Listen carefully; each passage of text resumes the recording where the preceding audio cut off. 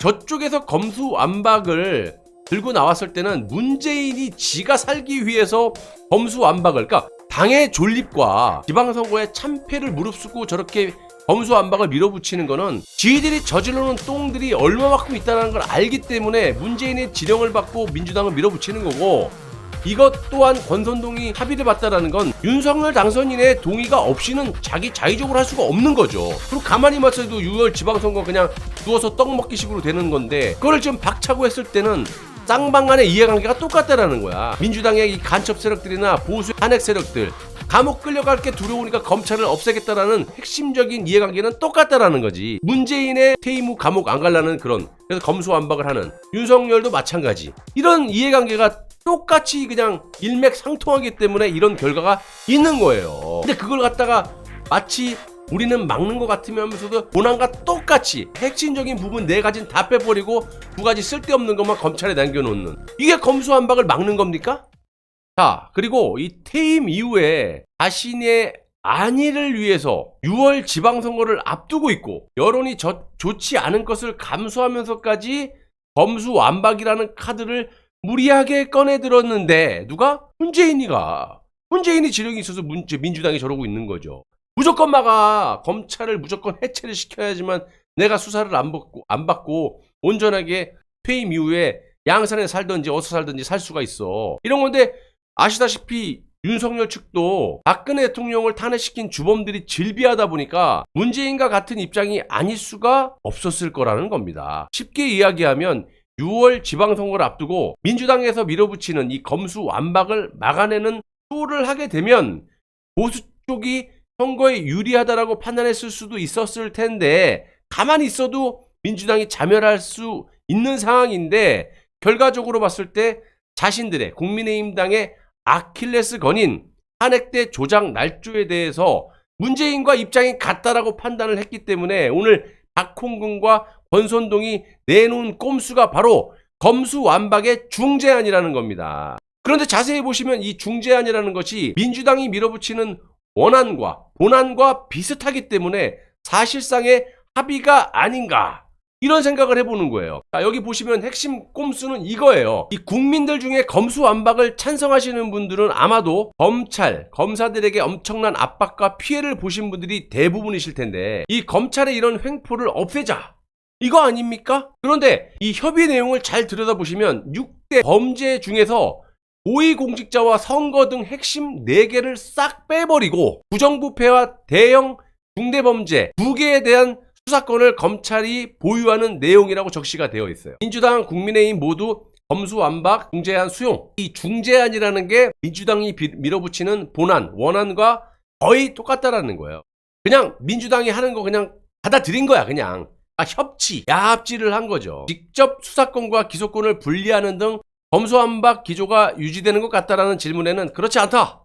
민주당이 제출한 법안은 직접 수사권뿐만 아니라 보충 수사권까지 완전히 폐지하는 것이었는데, 국민의힘당이 말하는 이 중재안은 보안 수사권과 2차 수사권을 그대로 유지하고 검찰이 직접 수사할 수 있는 6대 범죄 중에서 부정부패와 대형 중대범죄 이 2개만 남겨놓고 아까 말씀드린 고위공직자, 그다음에 선거 등등 핵심 4개를 빼버린 거예요. 빼버린 거야. 쉽게 말씀드리면 여러분들에게 쇼를 하는 거고, 이것들의 특징이 언론사하고 다 내통해서 한 편이잖아요. 대배 꼬아요, 이 기사 내용을. 그래서 자세히 들어보면, 해석을 해보면 이게 완전히 국민들 뒤통수 앞통수 때리는 기사들이거든. 우리는 민주당이 원하는 대로 수용한 게 아니야, 이렇게 국민을 속이고, 6대 범죄 중에서 검찰에게 권한을 주는 거는 부정부패, 대형 중대범죄 이거고, 핵심적인 거, 쉽게 얘기하면 고위공직자, 그다음에 선거 등 핵심 4개를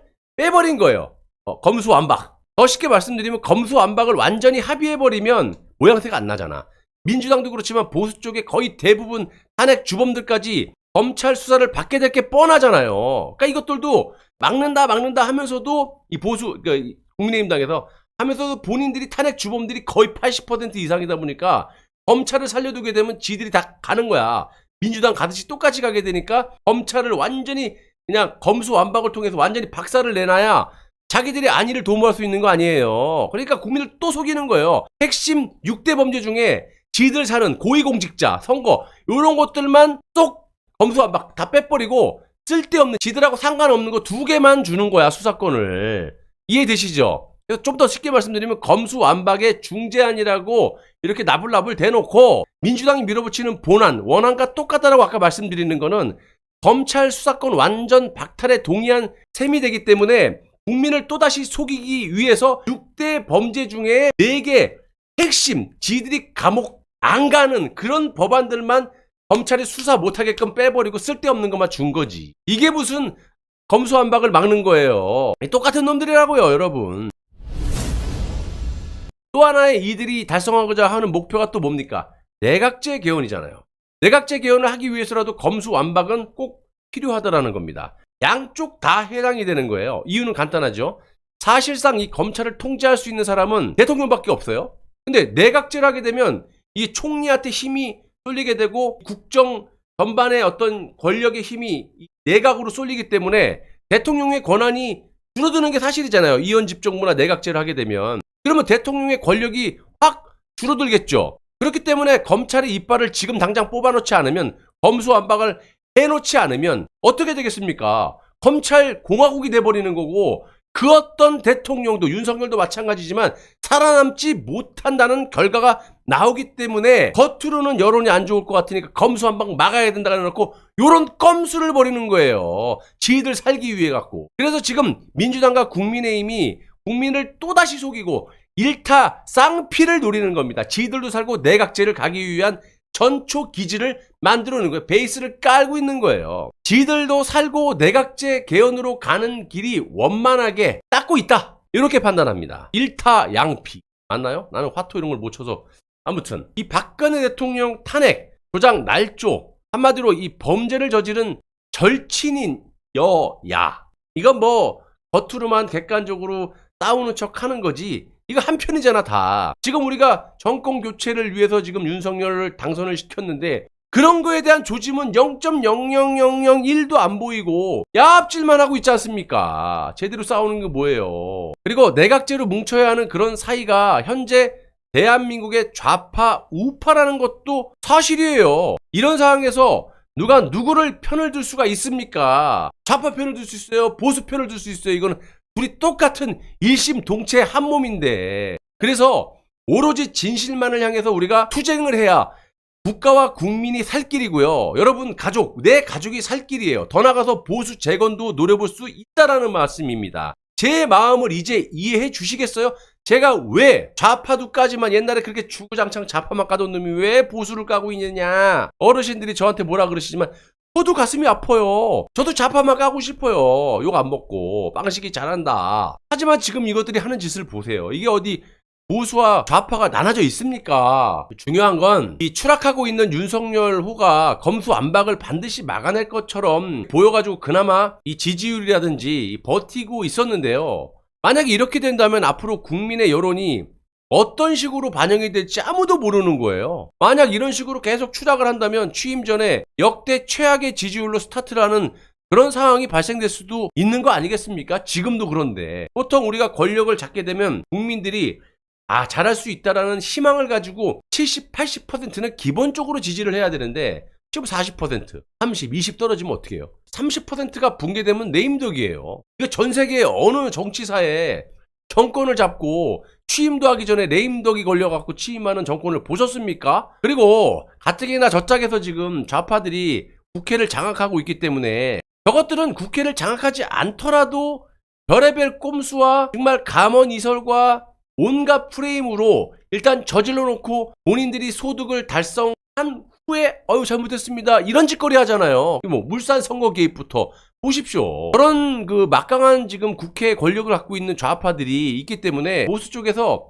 정권을 잡았다 하더라도 여소야대 힘을 쓰기가 여간 힘든 상황이 아니라는 거예요. 그래서 국민의 지지율을 바탕으로 밀어붙여야 되는데 지금 국민들의 지지율마저 최악으로 지금 땅바닥으로 곤두박질 치고 있고, 이런 식으로 취임하고 이 정권을 스타트를 하게 된다면 도대체 정권 교체, 여러분들이 바라는, 보수 국민들이 바라는 정권 교체로 얻을 만한 소득이 무엇이가 있겠냐 이 말이에요. 심히 우려스럽다라는 겁니다. 저도 아까 서두에 말씀드렸다시피 윤석열이 박근혜 대통령한테 일단 고개를 숙여온 거고, 더 나아가서 정말 국가와 국민을 위해서 문재인 정도 배신하는 건 문제가 아니라고. 권선동, 정지석 잘 들어. 그냥 배신을 해버려. 그래서 국가와 국민을 위해서 지금이라도 싸워보란 얘기야, 내 말은. 나도 좀 편하게 방송을 해보자.